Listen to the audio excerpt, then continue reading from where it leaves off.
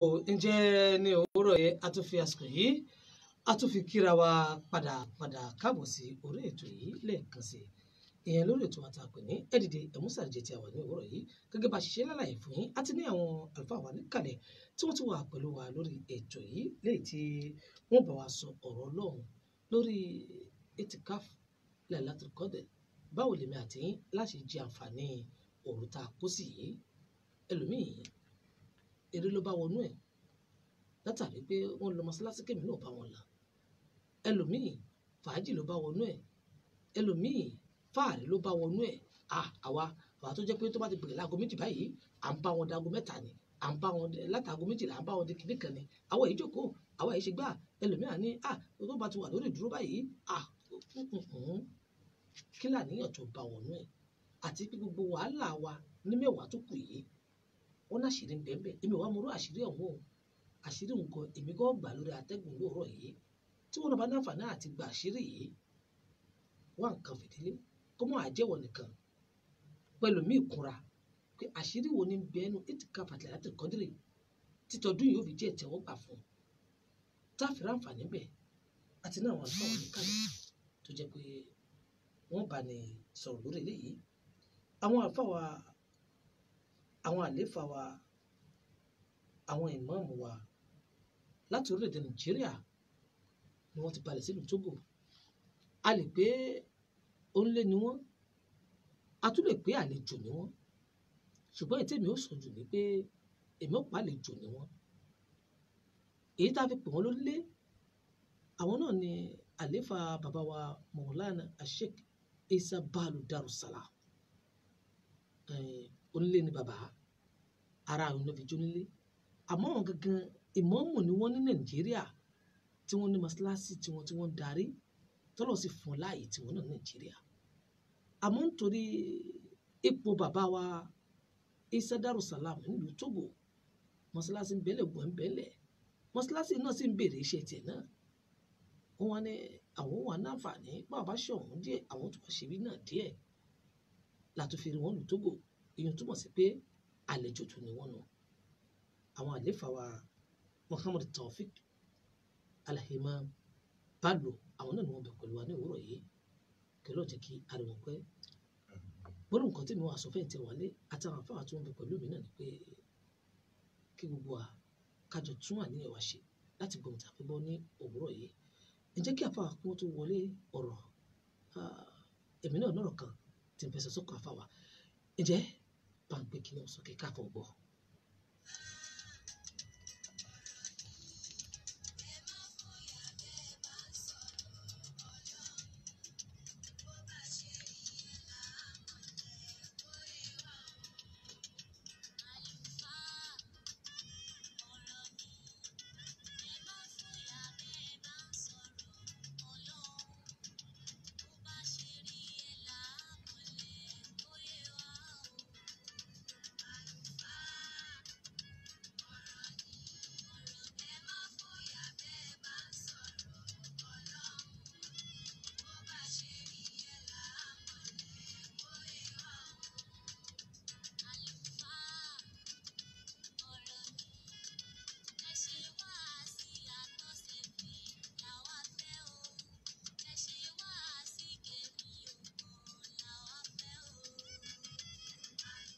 So, alfa wa imam wa àléfà wa Muhammad Taofik Balu salamu alaikum wa rahmatullahi wa barakatuh. Wa alaikum salam wa rahmatullahi ta'ala wa barakatuh. Bismillah. Adúpẹ́ fún Ọlọ́run asẹ̀yìn fún aláyé lọ́run Ànábì wa Muhammad Sallallahu alaihi wasallam. ẹni tó ṣe wípé gbogbo ohun tí èmi àti ẹjọ́ dà lónìí nínú ẹ̀sìn Islam gbogbo ohun tá a rí jogún lónìí nínú ẹ̀sìn Islam albarka Ànábì Muhammad ni Ànábì wa Muhammad sallallahu alaihi wasallam koríko lànàbì ẹni tó bá bomi sọfẹ tara rẹ̀ sórí ire ni ẹni tó bá sọ wípé òun ó dágun lásì koríko àdéhùn Ọlọ́run bọ́ ṣe láàrú koríko òun. Ànábì wa Muhammad sallallahu alayhi wa sallam gbogbo ẹni yóò tó bá tọrọ kí àtìgẹ̀ fanabi Muhammad ó fẹ́ tara nábì sórí ire ni. àwa fọlọ́lọ́run bẹ́ẹ̀ lọ́run afọlá àjẹ́ kan ṣoṣo rẹ̀ àfi bẹ́ẹ̀ Ọlọ́run mọ́sá wọlá àlùbáríkà nínú òru àbí tátúkú sí lónìí òun náà ni mẹ́wàá àgbẹ̀yìn tó jẹ́ wípé inú ẹ̀nà láti máa wálé Laylatul Qadr. Ọlọ́run mọ́sá wọlá àlùbáríkà rẹ̀ bá ní sàlékún kẹfà díwálé ànábì wa Muhammad sallallahu alayhi wa sallam. Ọlọ́run wọlá àlùbáríkà ànábì Muhammad gbogbo àwọn àfáà wa tí wọ́n fọlọ́run mọ̀ wá àwọn tó ti lọ nínú wọn Ọlọ́run bá ní sekún sinmi fún wọn. Gbogbo àwọn tó wà láyé Ọlọ́run dákun bá ní ṣe wọ́n pẹ̀lẹ́pẹ̀lẹ́. Ó fi wá dórí gbogbo àwọn òbí ẹnì kọ̀ọ̀kan wá àwọn tó ti lọ Ọlọ́run bá ní sekún sinmi fún wọn. Àwọn tí ń bẹ láyé Ọlọ́run bá ní ṣe wọ́n pẹ̀lẹ́pẹ̀lẹ́. Ọlá àlùbáríkà Nabi Muhammad sallallahu alayhi wa sallam. láì ní fọ̀rọ̀ gùn. Ya Rabbana ya Ilahi ya Rabbana bil Mustafa igfiri warhamu Darussalami ya Rabbana ya Ilahi ya Rabbana bil Mustafa igfiri warhamu Darussalami amina. Eléyìí la fi tọrọ kí àti gẹ̀ fún bàbá wa Sheikh Isa Bello Darussalam àtàwọn ẹ̀mọ̀ wọn tí wọ́n jọ gbéṣẹ́ Ọlọ́run dání tí wọ́n ti kọjá lọ sálìkì ọmọ. Ọlọ́run bá ní sekún sí mi fún gbogbo wọn. Ọlá àlùbáríkà Nabi Muhammad. Ọlọ́run má sàá wọlá àlùbáríkà àwọn tó ti lọ awátá wà láyé. Ọlọ́run bá dákú má jẹ́ kí gbèsè ayé wo nira. Àti gbogbo ẹ̀yin tẹ́ ń gbọ́ wa nílé àtàwátá wà nílé agodo tá ń sọ̀rọ̀ ní báyìí náà Ọlọ́run jẹ́ kí gbèsè ayé wọ́n máa rọrùn. Ọlá àlùbáríkà Nabi Muhammad sallallahu alayhi wa sallam. Jama mùsùlùmí lọ́kùnrin àti lóbìnrin. Assalamu alaikum wa rahmatullahi ta'ala wa barakatuh. A dúpẹ́ fún Ọlọ́run. Ọba wo lọba tá ń dúpẹ́ fún? Ọba tó ṣe wípé kò síbi tá fẹ́ ságbà abẹ́ ẹ̀kẹrẹ̀ náà láti mọ ipò. Kò sọ́nà tá fẹ́ gbégbà kò sábùjá lọ́rùn ọ̀pẹ. Abẹ́ ìdẹkùn rẹ̀ náà láàmú lò. Ọlọ́run bá fi ń sọ fún Ànábì wa Dáúd nínú Zabura. Ọlọ́run ní tí ẹ bá ń wọ́ Ọlọ́run ọba mi yàtọ̀ sí mi Ọlọ́run ọba falyakhruj tahta as-sama'i. Ọlọ́run ní ẹ jáde lábẹ́ sánmà mi wa ya'budu rabba as-siwa'i. Ẹ máa lọ sí Ọlọ́run ọba mi yàtọ̀ sí mi Ọlọ́run. Jama ẹ dákun ọ̀nà wo la fẹ́ gbà tàbí jáde kó lábẹ́ sánmà Ọlọ́run. Èyí ní túmọ̀ sí pé kò sábùjá lọ́rùn ọ̀pẹ abẹ́ ìdẹ̀kùn Ọlọ́run náà la wà. Dandan ni ká dúpẹ́ fún Ọlọ́run. Afọlá àlùbáríkà Nabi Muhammad àfi bẹ̀wọ̀ Ọlọ́run. Láti gbà tí Ramadan ti bẹ̀rẹ̀ yìí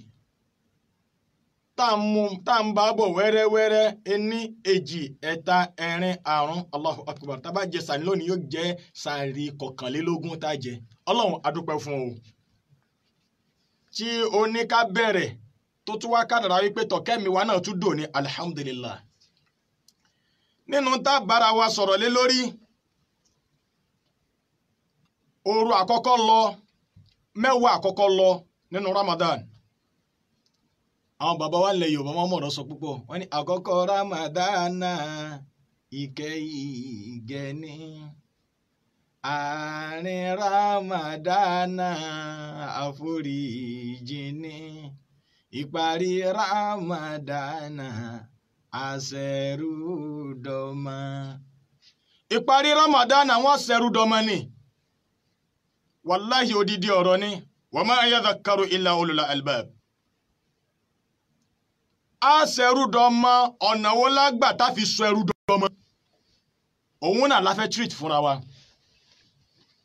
Lára àwọn ọ̀nà tá gbà tá fi sọ ẹrúdọmọ nínú ẹ̀ ọ̀nà méjì ni. àkọ́kọ́ ńbẹ̀ òun náà ní itikaf bó la ṣe ṣe itikaf àti wípé kí làwa ń wá nínú itikaf òun náà ní Laylatul Qadri Laylatul Qadri yìí òun náà ní ó padà wá sọ ẹrú dọmọ náà al-i'tikafu luzumu shay'un wa habbathu an-nufuthu alayhi khayran kana aw sharran nígbà táwọn afọ onílógà nígbà tí wọ́n tọwọ́ bọ̀ wọ́n ní wọ́n máa i'tikaf kí là ń pè ní i'tikaf gan wọ́n ní luzumu shay'un wa habbathu an-nassu alayhi ìta ń pè ní i'tikaf ní wípé kéèyàn dún ní ìmọ̀ kankan wa habbathu an-nassu alayhi kéèyàn wá rẹ̀mí rẹ̀ lé lórí wípé tọ́ àní tí mò ń ṣe yìí sẹ́ òun náà ni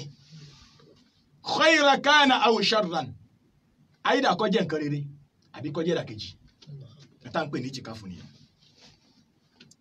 wa qala ta'ala fi suratul anbiya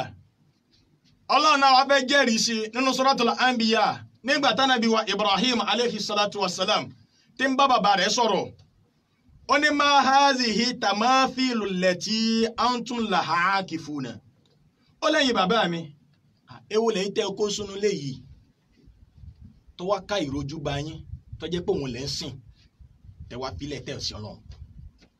kí ni wọ́n kó síbẹ̀ síbòsà ni wọ́n kó sínú lé tí wọ́n sìn wọ́n kó sàyẹn síbẹ̀ wọ́n wá bízì jì wọ́n gbárùkù tí gbogbo tí wọ́n mọ̀ wípé àwọn ó ṣe fóṣọ òun tí inú ọ̀sọ́ fi mọ́ dùn Allahu Akbar wọ́n àwọn aláìmọ̀ kan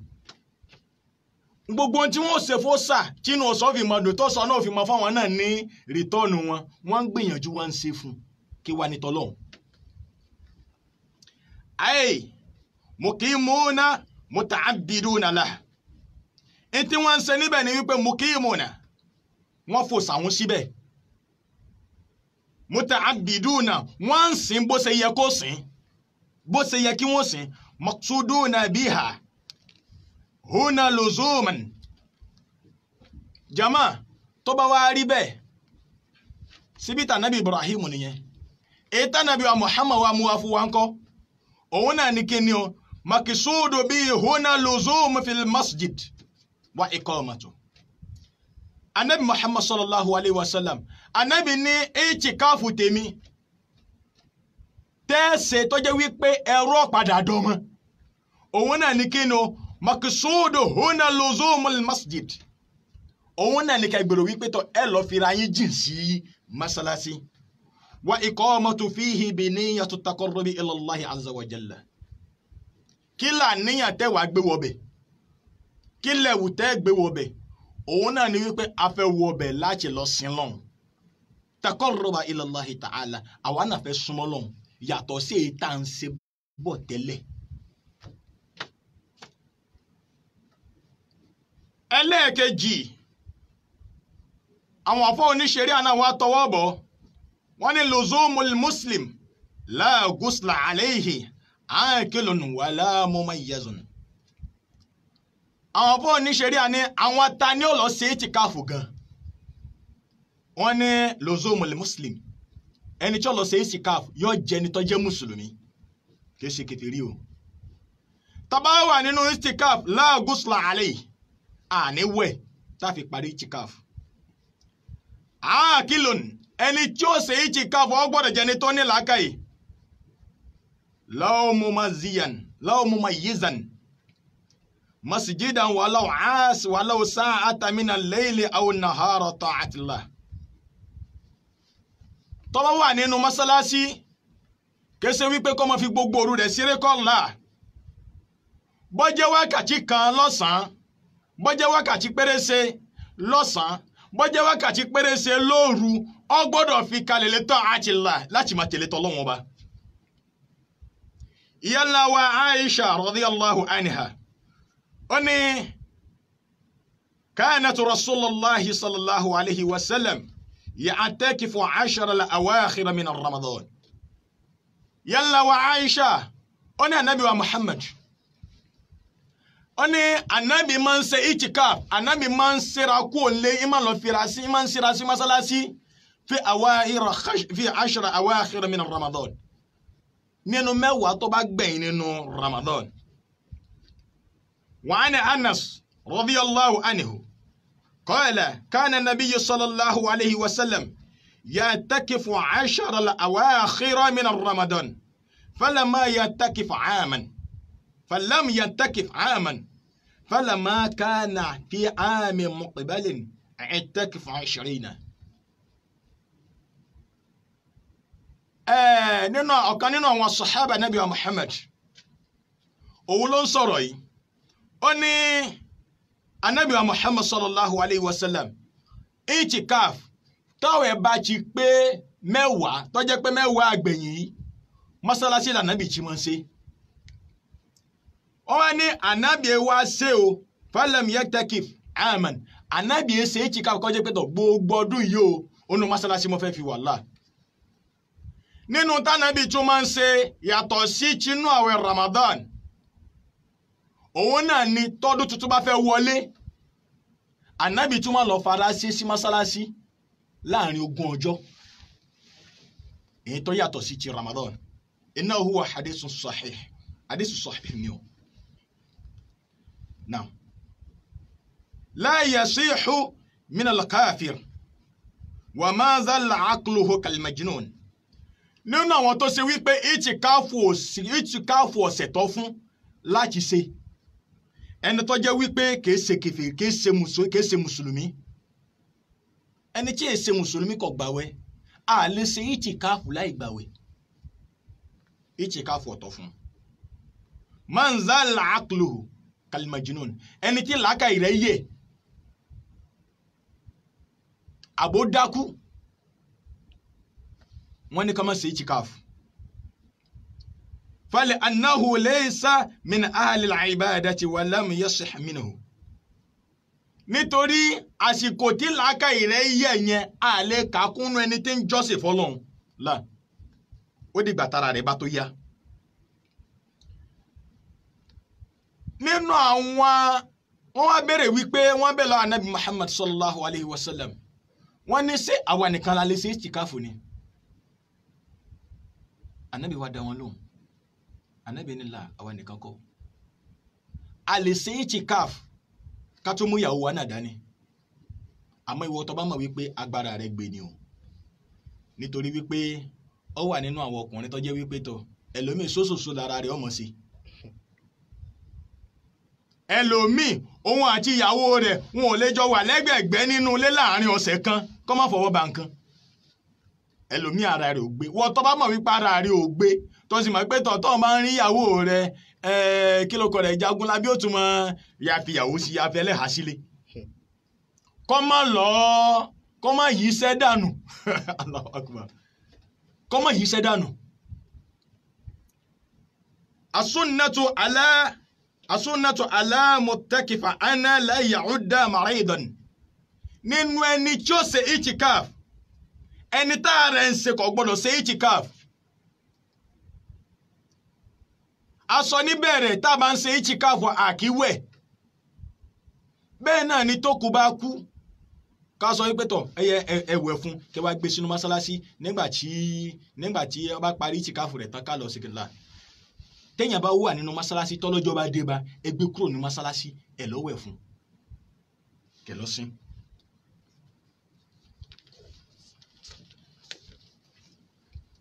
wala massul mar'ata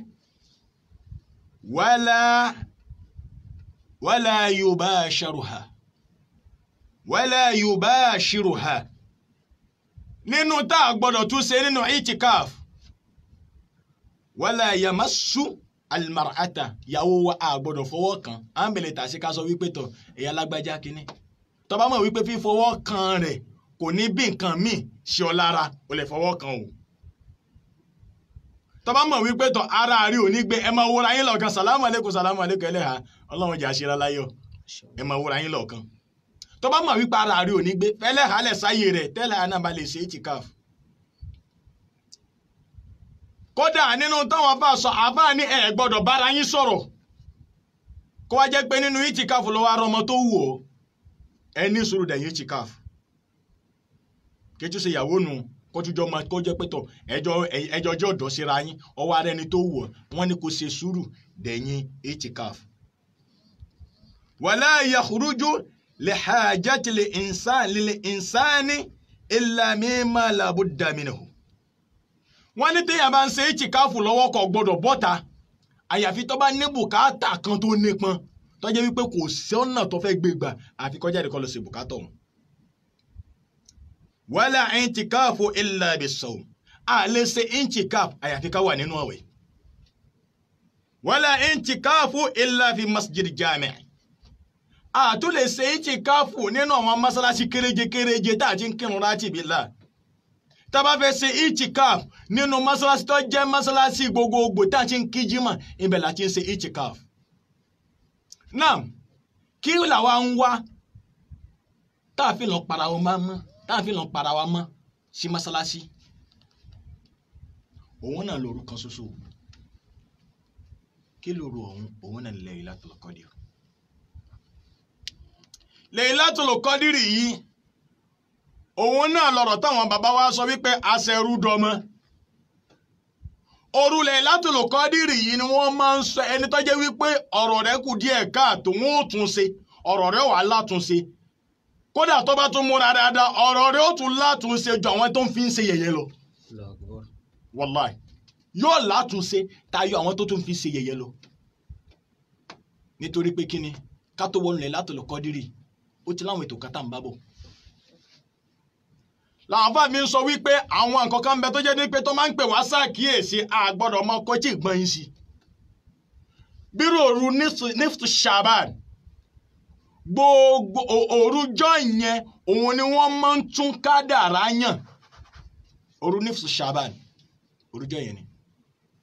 Àmọ́ òru Laylatul Qadr ni wọ́n stamp ẹ̀. Hadith tó wà sahih ni ọ̀. Naam. Ọlọ́run bá wa sọ̀rọ̀ ba'da a'udhu billahi minash shaitani rajim bismillahir rahmanir rahim. Ọlọ́run ní inna anzalnahu fi Laylatul Qadr. Ọlọ́run ní àwọn Ọlọ́run ọba la sọ̀kalẹ̀ fún wa Nabi Muhammad sallallahu alaihi wasallam. Kí la sọ̀kalẹ̀ fún Nabi? Al-Qur'an la sọ̀kalẹ̀ fún Nabi. Hawo tọ́wà ní mẹ́yẹ damirun ila al-Qur'an. Àwọn fáwọn ń bèèrè lọ rẹ̀ pé ṣé Al-Qur'ani nìkan lọ́lọ́run sọ̀kalẹ̀ fún Nábì ni nínú oṣù Ramadan tàwa yìí? Àwọn fáwọn ní rárá o. Nítorí gbogbo àwọn tírà tọ́lọ́run bá sọ̀kalẹ̀ láti sánmà fáwọn nábì rẹ̀ tírà 194 ní tírà tọ́lọ́run sọ̀kalẹ̀. Èyí tọ́lọ́run wá sọ̀kalẹ̀ nínú Ramadan tírà 4 Ọlọ́run sọ̀kalẹ̀ nínú Ramadan. Àkọ́kọ́ tírà tọ́lọ́run kọ́kọ́ sọ̀kalẹ̀ nínú Ramadan òun náà ni Suf Ànábì Ibrahim. Ọjọ́ tá máwé àkọ́kọ́ lọ́lọ́run sọ̀kalẹ̀ abala 10 ni. Ìyẹn t'Ànábì Ibrahim. Àtàwọ́rá tọ́lọ́run sọ̀kalẹ̀ fún Ànábì wa Musa alayhi salatu wa salam nígbà tí Ramadan pé 3 tó pé 6 asọ̀fúnla tó pé 6 lọ́lọ́run bá sọ̀kalẹ̀ fún Ànábì Musa alayhi salatu wa salam. Injili tó ń jẹ́ Báíbù nígbà tí Ramadan pé 14 èyàn 14 lọ́lọ́run sọ̀kalẹ̀ fún Ànábì wa Isa alayhi salatu wa salam. Al-Qur'an nígbà tí Ramadan pé 24 lọ́lọ́run sọ̀kalẹ̀ fún Ànábì Muhammad sallallahu alayhi wa sallam. Gbogbo ẹ̀ pátá lọ́lọ́run wá kó sínú Al-Qur'an lọ́lọ́run fi ní inna àwọn Ọlọ́run bá anzalnahu fi Laylatul Qadr. Gbogbo ẹ̀ pátá láwá papọ̀ láwá sọ́dọ̀ odidi àwa sọ̀kalẹ̀ fún wa Nábì wa Muhammad. Òru wo láwá sọ̀kalẹ̀ nínú Laylatul Qadr la sọ̀kalẹ̀. Laylatul Qadr khayrun min alfi shahr. Laylatul Qadr tá wá ń sọ̀rọ̀ rẹ̀ yìí khayrun ọmọ lórí gan min alfi shahr ju 1000 month lọ. Ẹgbẹ̀rún oṣù lọ. Ó lóore ju ẹgbẹ̀rún oṣù lọ. Ànábì wa Muhammad sallallahu alayhi wa sallam. Ànábì wa nífẹ̀ẹ́ wa púpọ̀ o. Ànábì nífẹ̀ẹ́ wa gan. Ànábì náà wọ́n sọ jòjò wípé ẹ dákun bó lélẹ́yìn náà ó sì jẹ́ tèmi ọlọ́run wá ní alifu shahari tó wà níbẹ̀ yẹn nínú àwọn bani Israila ọ̀kan nínú àwọn jagunjagun bani Israila ó kọ̀rẹ́ ń jẹ́ Shamu'una Gazi Shamu'una Gazi yìí jagunjagun ni ẹgbẹ̀rún oṣù òun ló fi múdà tí fi ń jagun sójú ọ̀nà tọ́lọ́run ọba Ànábì Muhammad bó ṣe ń jagun yẹn tó ọlọ́run san lẹ́san ọlọ́run san lẹ́san ọlọ́run san lẹ́san Ànábì náà wá sojú kòkòrò rẹ̀ wípé ọlọ́run dákun bó lélẹ́yìn náà ṣe wà nínú àlèhùnmọ̀ mi dédé kúkúrú ọ̀rọ̀ ló ilẹ̀ látòlù kọ́dí ó fẹ́ tóbi ìpele 3 àmọ́ nítorí àsìkò Ànábì náà wá ń sojú kòkòrò ọlọ́run ní Laylatul Qadri khayrun min alfi shahr ọlọ́run ní táwọn irú mi tọ́jà wọn àlèhùnmọ̀ rẹ̀ tí wọ́n bá ti ṣe kòńgẹ́ oṣù yìí khayrun min alfi shahr olóore ju alfi shahr tóun fi jagun lọ tí Shamu'una Gazi fi jagun lọ jama mùsùlùmí sọ yẹ ká kógun nàbí yẹ ká kógun rẹ̀ kí wá ní tí ó ṣẹlẹ̀ tananzal malaikatu wa ruhu fiha ká tó lọ síbẹ̀ yẹn Laylatul Qadr ó ní kí ló fà tá fi ń pè ní Laylatul Qadr wa tusammahu Laylatul Qadr bi amsatil aqwal yóò máa jẹ́ Laylatul Qadr nítorí àwọn nǹkan márùn kan kí ni kan àkọ́kọ́ annaha Laylatul Azim òru Laylatul Qadr òru tó tóbi ni tá bá lọ wo Suratu Zumra aya 67 ìbẹ̀lẹ̀ lọ́wọ́ bá ti ń sọ wípé wa ma qaddarullahu haqqa qadrihi ọlọ́run ní òru yóò wa ma qaddarullahu haqqa qadrihi kò sẹ́nì kankan tó lè sọ títóbi òru yóò haqqa qadrihi nítorí bó ṣe tóbi tó kò sẹ́nì kankan tó lè sọ o. ẹlẹ́ẹ̀kejì wọ́n tún máa ń pè ní Laylatul Tadyiq orí ìfúnpinpin ay hiya Laylatul Tadyiq fiha al-ardu 'anil malaikatu alladhi yanziluna kí ló fà tí wọ́n fi ń pè ní òru fún pínpín ni wípé òru yìí ni àwọn màláíkà sọ̀kalẹ̀ Ànábì wa Muhammad Ànábì ní òru yìí ẹni tó lọ máa fún lójú rí na ẹ̀rọ máa bá láti gbẹ́sẹ̀ kalẹ̀ nítorí wípé kò síbi kankan tó fẹ́ gbẹ́sẹ̀ sí táwọn màláíkà ò sí níbẹ̀ àmọ́ nígbà tó jẹ́ wípé tọ̀ ojú májèǹjá sí kòtò májèǹjá sí gegele lọ́lọ́run bó èmi àti yín akásá ń rìn bó ṣe wò wá ni ọlọ́run sì fi bínú. Òru yìí làwọn màláíkà sọ̀kalẹ̀ gbogbo lè ó kún kẹ́kẹ́kẹ́kẹ́. wọ́n mọ̀ ṣù nítorí wọn bá fi ń sẹ̀rí rẹ̀ nínú Suratu Talaq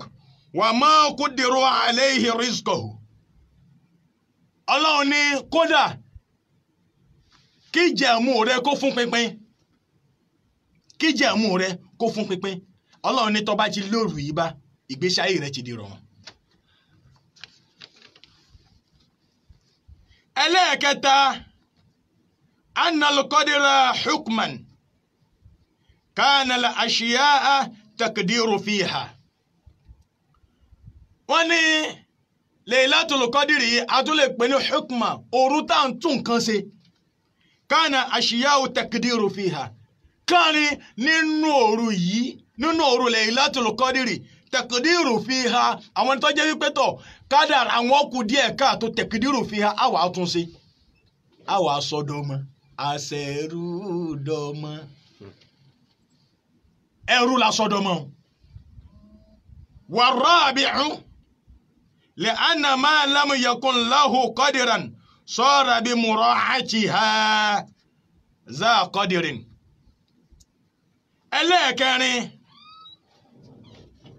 à ń pè òru yìí ní òru agbára tó jẹ́ wípé ẹni tó jẹ́ wípé ọ̀lẹ ni sara bi mura'atiha za qadirin pẹ̀lú pé ọlọ́run wá fi ṣe kò ń gé òru yìí yóò wá di alágbára yóò di alágbára ẹlẹ́ẹ̀karùn-ún li'annahu nazala fiha kitabun zu qadirin وينزل فيها رحمة ذات قدر والملائكة ذو قدر. òru yìí kí ló fà á tá a fi ń pè ní Laylatul Qadr nítorí pé nínú òru yìí lọ́lọ́run bá sọ àlòkù lọ́lọ́run bá sọ tírà kalẹ̀ lọ́lọ́run bá sọ tírà rẹ̀ kalẹ̀ tírà wo ni tírà tó jẹ́ wípé òun ni tírà bíi.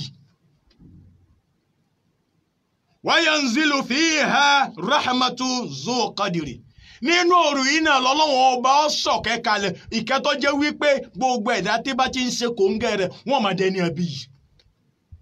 nínú òru yìí náà lọ́lọ́run bá máa sọ àwọn màláíkà kalẹ̀ àwọn màláíkà tó jẹ́ wípé tó máa ti ń fọwọ́ lẹ́yìn àbáyé ẹ̀yọ́ máa dẹni àbí yìí nínú òru yìí náà ni. jama ẹ dákun sọ ẹ̀ka kógun rẹ̀ àbí ẹ̀yẹ́ka kógun rẹ̀. lọ́lọ́run bá fi ń sọ fún wa nínú Al-Qur'an nínú Suratul Qadr wa ma adraka ma Laylatul Qadr. Laylatul Qadr khayrun min alfi shahr tanazzalu al-mala'ikatu war-ruhu fiha. Now àwọn ta ni wọ́n máa wá stamp orí rẹ̀ ọmọ sọ tẹ́lẹ̀ mo ní nífṣù Sha'ban tó máa ń sọ wípé wọ́n máa ń yí kádàrá padà wọ́n ń yí padà o tó bá sọ pé wọ́n ò yí padà tó bá dákẹ́ àfà wọ́n gbà sátidé lọ́wọ́ wọ́n gbé sànìlẹ̀ lọ́wọ́ tí ẹ bọ̀ ọ̀nà.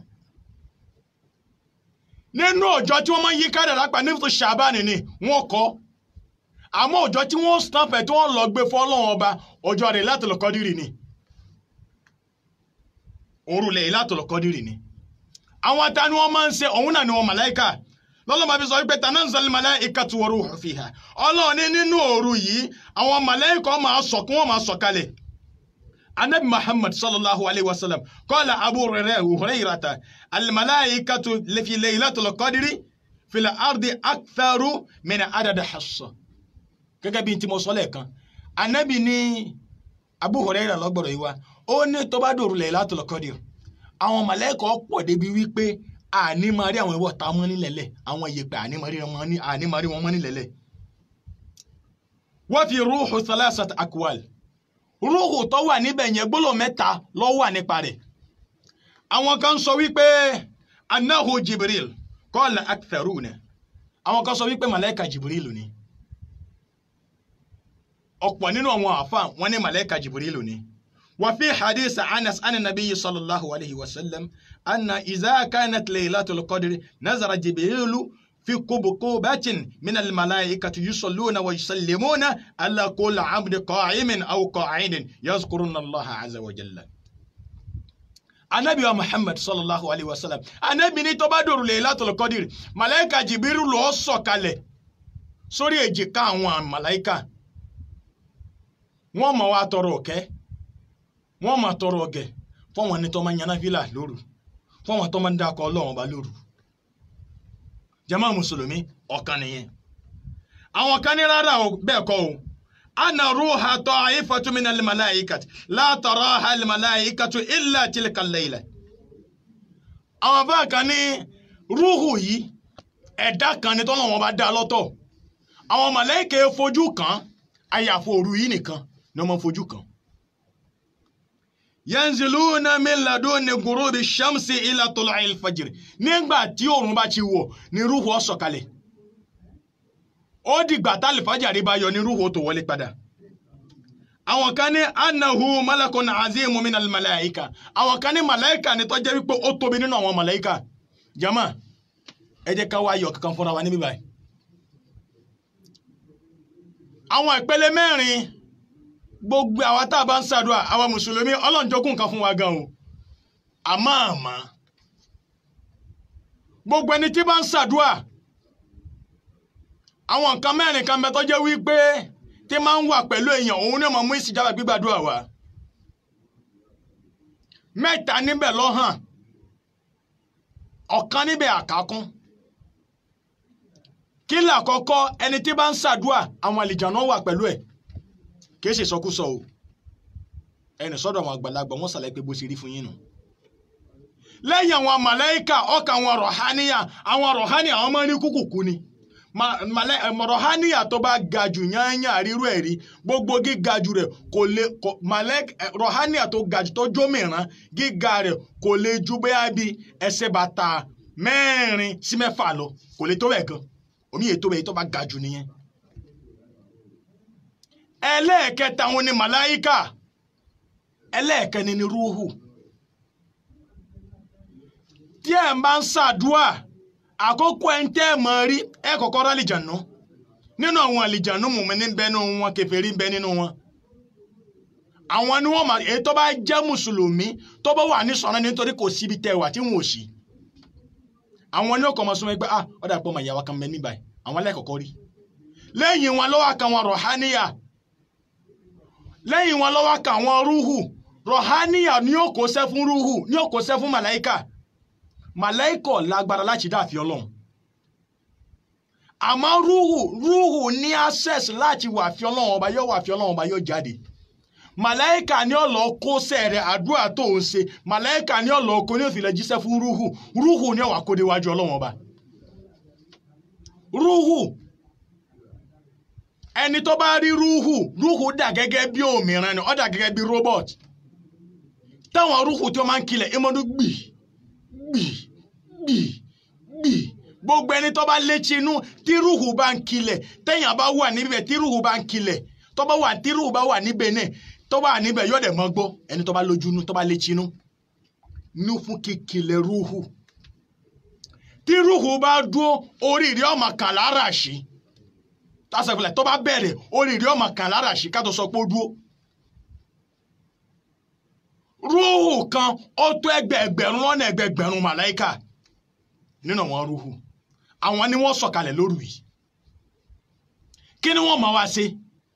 àdó ẹ̀mí àti ni wọ́n fẹ́ gbà o. Ànábì wa Muhammad sallallahu alayhi wa sallam nítorí àsìkò Ànábì wa jẹ́ kó yé wa wípé òru ó wà ní Laylatul Qadr ọ̀hún gan. Ànábì wa Muhammad ní tá bá fẹ́ wòru Laylatul Qadr ká wá sí mẹ́wàá àgbẹ̀yìn wọ́n bẹ̀ lọ Ànábì èwo nínú ẹ̀ Ànábì ní ẹni wọn nínú mẹ́wàá ìgbẹ̀yìn ibẹ̀ ní kẹ́mọ́ wà Laylatul Qadr sí wọ́n ní Ànábì júwe rẹ̀ fún wa Ànábì ní bọ́jẹ́ jí sáà mẹ́sàn-án gbẹ̀yìn ẹ wá síbẹ̀ Ànábì ní bọ́jẹ́ mẹ́jọ gbẹ̀yìn ẹ wá síbẹ̀ Ànábì ní bọ́jẹ́ mẹ́ta gbẹ̀yìn ẹ wá síbẹ̀ ẹ̀yẹn tí Ramadan bá pé 27 tí Ramadan bá pé 21 tí Ramadan bá pé 24 tí Ramadan bá pé 27 Ànábì ní ẹ wá síbẹ̀. Ilam anna Laylatul Qadri baqiyatun ila yawm al-qiyamah ọ̀kan nínú àwọn sàhábà ló bẹ̀ lọ Ànábì Muhammad bẹ́ẹ̀ ó ní wà nábì ǹjẹ́ Laylatul Qadri yóò máa bẹ lọ gbére hatta yawm al-qiyamah qala Abu Zar al-Ghifari radiyallahu anhu Abu Zar al-Ghifari ló bẹ̀rẹ̀ òun lọ́wọ́ Ànábì Muhammad ó ní sa'altu Rasulullahi sallallahu alayhi wa sallam faqultu ya Rasulallah akhbirni an Laylatul Qadr fi Ramadan hiya aw fi ghairi Abu Hurairah Abu Zar al-Ghifari ní ìwọ Muhammad ìwọ láyé lọ́rùn ìwọ tọ́lọ̀ máa sí gbogbo ẹ̀dá Laylatul Qadr sẹ́nu Ramadan nìkan ni Laylatul Qadr wà ní àbí Laylatul Qadr wà ní gbogbo ọjọ́ Ànábì Muhammad ní qala bal hiya fi Ramadan Ànábì ní inú Ramadan nìkan ló wà o qalat takunu ma'al anbiya'u man kanu iza qabidu rafa'at ma hiya ila yawm al-qiyamah Abu Zar al-Ghifari ní ìwà nábì òru Laylatul Qadr yìí ṣé yóò dàbí tàwọn nábì yòókù ni tó jẹ́ wípé nígbà tí wọ́n bá lọ tán Ọlọ́run máa ń pa fáìlì wọn dé kò ní máa lọ mọ́ àbí Laylatul Qadr yìí yóò máa lọ bẹ́ẹ̀ hatta yawm al-qiyamah Ànábì Muhammad ní tusammuha ila bal hiya ila yawm al-qiyamah Ànábì ní bẹ́ẹ̀ ni o òru Laylatul Qadr yóò máa bẹ lọ gbére hatta yawm al-qiyamah ni qalat fi ayyi Ramadan hiya ó ní inú Ramadan wo gangan ni ká máa wá sí ẹgbẹ́ wọn sàhábà qalat tusammuha fi ashr al-awakhir fi ashr al-awwal wa ashratul akhir anabi ní sórí Ramadan sórí Lailatul Qadri anabi fẹ́ dàrú mọ́ wa lójú anabi ó fẹ́ ká sọ̀lẹ̀ rárá nínú Ramadan anabi ní mẹ́wàá àkọ́kọ́ ma wá ma wá Lailatul Qadri dì síbẹ̀ anabi tún ní mẹ́wàá àgbẹ̀yìn náà ma wá Lailatul Qadri níbẹ̀ qalat fi ayyi 20 hiya ó ní mẹ́wàá àkọ́kọ́ wà anabi Muhammad ó tún ní mẹ́wàá ìgbẹ̀yìn èwo nínú mẹ́wàá méjèèjì tá ma wá sí qalat ibtaguha fi 10 al-awakhir anabi ní ẹ ma wá sínú mẹ́wàá àgbẹ̀yìn anabi ní ẹ ma wá sínú mẹ́wàá ìgbẹ̀yìn anabi wa ń sọ fún Abu Zar al-Ghifari ó ní la tas'aluni ani shay'an ba'da ó ní lẹ́yìn ètò bẹ́ẹ̀ lọ́wọ́ mi tí mo dẹ̀ ti fún ọ léṣe má bẹ̀rẹ̀ kankan lọ́wọ́ mi mọ́ o má bẹ̀rẹ̀ kankan lọ́wọ́ mi mọ́ tahaddatha faqalat ya Rasulallah aqsamtu alayka bihaqqi alayka bima akhbartani fi ayyi 20 fi ayyi 10 hiya ó ní wo òjíṣẹ́ Ọlọ́run dákun má bínú èyí tó bá jẹ́ nínú rẹ̀ nínú mẹ́wàá ọjọ́ tó bá jẹ́ òun ni kò fún mi nírò ìwà láyé lọ́run fagadaba alayya gadaban lam yagdabu alayya mithluhu an inú bí Ànábì Muhammad Abu Zar al-Ghifari ní inú bí Ànábì sóhun bá yẹn rí qala tasammuha 7 awakhir wala tas'aluni an shay'in ba'daha jàmá mùsùlùmí ẹgbọ́ bá Ànábì ṣe fún wa ní expo Ànábì ní tẹ́ bá fẹ́ wá nígbà tí Ramadan bá kù méje tí ó parí ìmẹ̀nìkẹ́ wálé Lailatul Qadri sí 7 awakhir méje tó gbẹ̀yìn nínú mẹ́wàá tó wà nínú Lailatul Qadri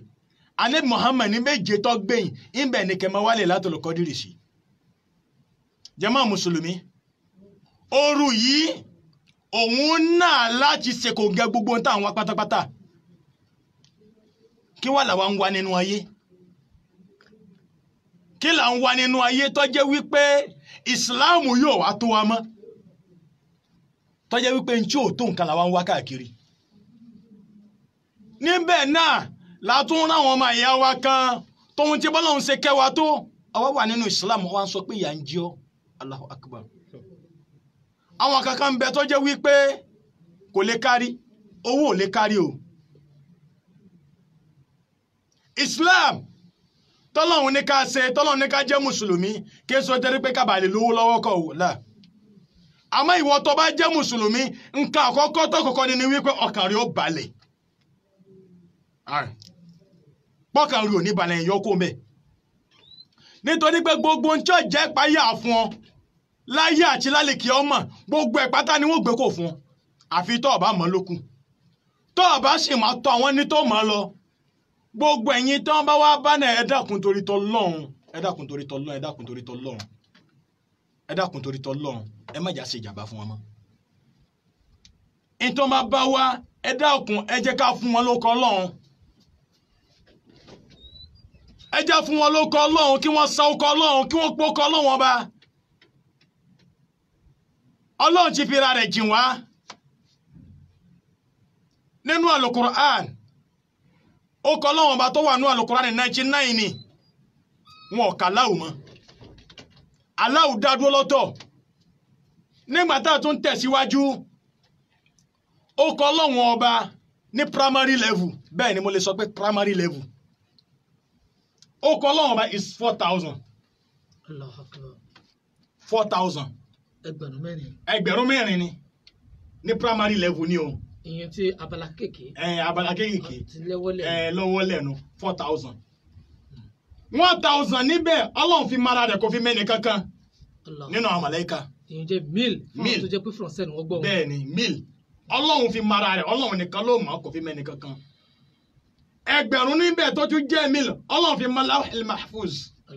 níbi tí Ọlọ́run kọ kádàrá gbogbo ayé sí ẹgbẹ̀rún níbẹ̀ Ọlọ́run fi mọ àwọn màláíkà ó di mẹ́ta ó di ẹgbẹ̀rún mẹ́ta 100 níbẹ̀ Ọlọ́run fi súnà Táúrà 100 níbẹ̀ Ọlọ́run fi súnà Ìnjílà 100 níbẹ̀ Ọlọ́run fi súnà Zàbúrà ó wá kù mélòó ó kù 100 kan 99 níbẹ̀ ọlọ́run fi súnà Al-Qur'an Allah wà lọ́jọ́ lórí ẹ̀ gbogbo ẹni yóò tó bá ti gbá Allah mú kọ́kọ́rọ́ gbogbo kọ́lọ́n pátápátá ló gbá mú jàmá ọwọ́ alọ́lọ́run ọjẹ́ mùsùlùmí wa sọ pé yà ń jí ọ ọmọ kìíní à ń kí ọlọ́run ọba ẹni tó bá mọ jójó tẹ̀ wá ń lùlù fún ẹlọ́kùnbó ní èsì mọ̀ sí yóò máa takòtó ní manakai yóò máa takòtó ní ọlọ́run ọba nídìí káàkiri ọwọ́ ń sọ pé yà ń jí ọ dandan kọ́ ni ká lówó là pé a lówó nínú Islam gbogbo akọ́lá lówó àmọ́ àṣírí ò lè tú nínú Islam. gbólóhùn yẹn tuntun sọ. gbogbo akọ́lá lówó àmọ́ àṣírí ò lè tú. ọ̀rọ̀ ńlá nù. àṣírí ò lè tú gbogbo ẹni tó bá dó tọ́ lọ́hùn àṣírí òun ètú àmọ́ òjò ẹ̀sìn máa ń sú yóò kò kó kan ni kò sí ní kan wàláì kò ní kan tẹ́ ẹ bá dó tọ́ lọ́hùn tó bá lọ́lọ́hùn tó bá lọ́lọ́hùn jama mùsùlùmí ó tún wá gbogbo àwa tá a jẹ́ àfáàfá ẹ dákun torí t'Ọlọ́run èyí tá a kó sí èyí tí àwọn ọkọ̀ Ọlọ́run tó wà nílé ẹ dákun kárin nínú ọkọ̀ Ọlọ́run tó jẹ́ wípé àgbà nítorí àwọn tí ó padà lónìí àwọn tí ó lórí náà ni wọ́n wá bá yín òun tẹ̀ tí wọ́n fi ń sa wọn ẹ dákun torí t'Ọlọ́run ẹ má jà fi sa wọn mọ́ ẹ dákun torí t'Ọlọ́run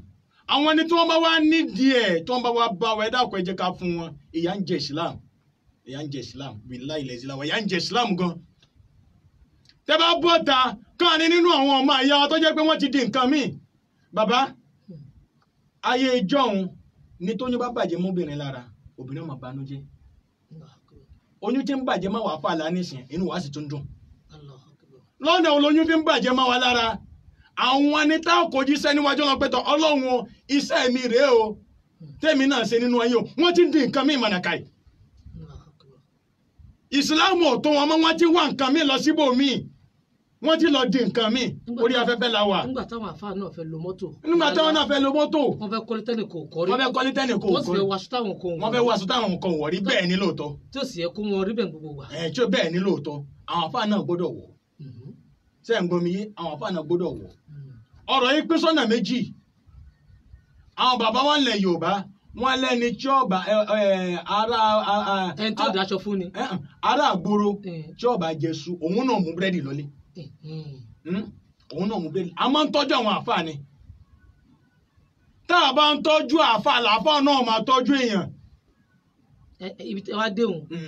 ó kò wá jẹ́ pé àsìkò tó mọ́ ni àwọn á padà wá táwa béèrè torí bí tẹ déhùn ibi tí kókó rẹ̀ ti dóhùn wọn náà tí ó jẹ iṣu lóko yóò mú búrẹ́dì wálé bàbá wa ẹja dalẹ́mẹ̀ ká sinmi ìṣẹ́jú méjì náà kó tó di pé ẹ tún padà wá sí orí àtẹ́gùn ẹ ṣe fátì àná. tọ́ Allahumma salli ala al-barika nabi Muhammad sallallahu alayhi wa sallam gbogbo ìta sọ látàárọ̀ yìí wa mal wa'zu illa man ta'iza li nafsi kò sí tá à ń pè ní wáàsí níbi kankan yìí tí yẹn bá pera rẹ̀ sí kọ̀rọ̀ tó bá sí fúnra rẹ̀ lọ. jàmá mùsùlùmí lọ́kùnrin àti lóbìnrin ọ̀rọ̀ Ọlọ́run ọba la gbọ́ yìí Ọlọ́run jọ lápá nínú ayé wa ọlá àlùbáríkà nabi Muhammad sallallahu alaihi wa sallam etí tá a fi gbọ́ kò ní di etí tá a fi gbọ́ kò ní di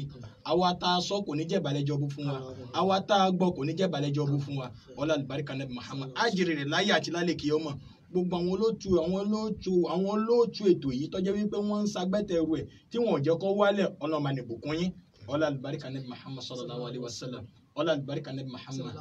bàbá wa aṣẹ́wò sọ́ọ́lẹ́wò eléjì ọ̀fẹ́ ọlọ́mọ ní sàlékún dùnú yín ọlọ́mọ ní sàlékún dáadáa yín ọlá nabi Muhammad sallallahu alaihi wa sallam ọlá nabi lọ́dọ̀ ọlọ́run ọlá nabi lọ́dọ̀ sọ́ọ́dẹ́kọ̀lẹ̀ wọn àdùn níyìn téèyàn bá gbà mọ́nà léyìn lọ́wọ́ ẹ̀ máa ń síkà mọ́nà ẹni tó bá dẹ̀ rí bá fi ká máa ṣàdúrà fún ọlọ́run apàdà sígbà tí ò da ọlọ́run adá kí wọ́n fi kàn yín ọlá nabi Muhammad sallallahu alaihi gbogbo àwọn ẹni tí wọ́n wá ń fọlọ́run mọ̀ yín ọlọ́run ní ṣe dáadáa fáwọn náà ọlọ́run ní ṣe dáadáa fáwọn náà ọlá nabi lọ́dọ̀ ọlọ́run ọlá Muhammad aminullah ọlá fatiha. ọlá fatiha lóòrọ̀ èyí wọn bá wa kà nílé akí àwọn ìmúmu wa àwọn àlefa wa Muhammad Taofik Ballo tí wọ́n wà pẹ̀lú wa ní òwúrọ̀ yìí ẹ̀yin gbogbo wa ẹ jẹ́ ká máa tọ́jú ìbéèrè wa kalẹ̀ àwọn ibi tí mo ti rán ilé ti béèrè tí àwọn tó kalẹ̀ náà ni pé bàbá sọ fún wa ní ìsìn pé ìwọ tó bá lọ oko ó mú búrẹ́dì dání torí tó bá dóko kó wọn lè ṣùmú kò lóko ọ̀rọ̀ ńlá ni àmọ́ èmi padà wá béèrè ìbéèrè wọn lọ́wọ́ wọn tó jẹ́ pé wọ́n sì tún kalẹ̀ fún wa lórí àtẹ́gùn ní òwúrọ̀ yìí ǹjẹ́ àmọ́ fàṣìkò sọ pé ẹ jẹ́ ká tún jọ náfààní láàrin bí ìṣẹ́jú méjì láti tún padà wá sí orí àtẹ́gùn yìí wọ́n bọ̀ wọ́n ti dé ẹ ṣé.